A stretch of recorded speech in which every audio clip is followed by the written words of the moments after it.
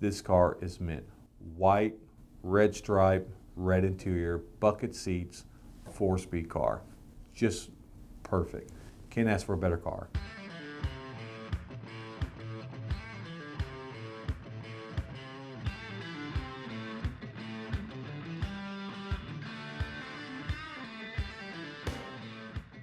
In the last episode, we talked about the Mach 1s. Next to the Mach 1s in the next barn over is a car that first brought me to this location.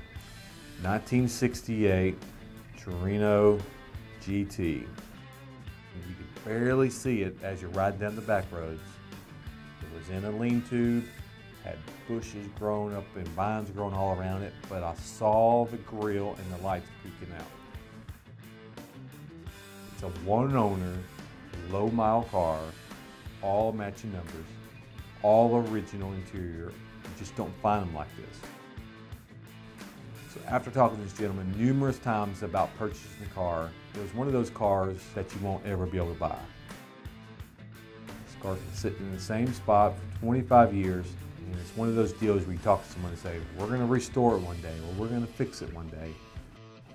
So I convinced the owner, let me get the car, let me bring it back to Vintage Autos, and let our crew go through the car, get it back to running condition, and enjoy it your last years of your retirement and everything.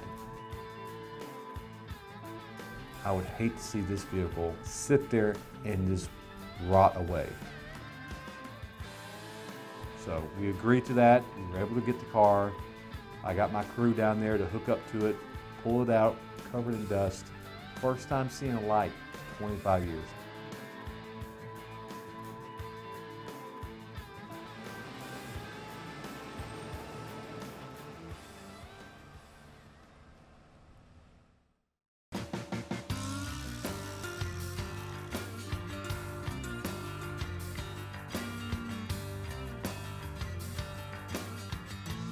So we get the car back, get it back here, the wrecker drops it off, tires are flat, and I said, let's air the tires up.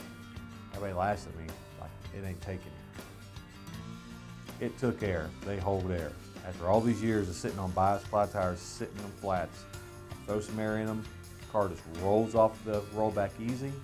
We put it down, and this car is 3 inches, 2-3 inches covered in dust. I get our apprentice in there to start putting a little bit of elbow grease in it and let's see what this paint really looks like underneath.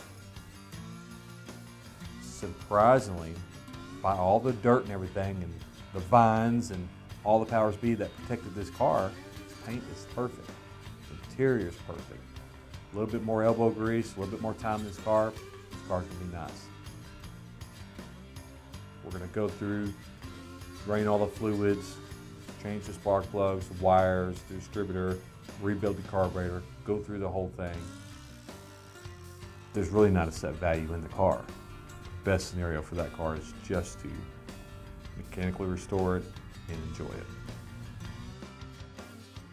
You know, at the end of the day, if I don't get to sell it, I still get to see a car saved and the original true first owner driving it for the first time in 25 years.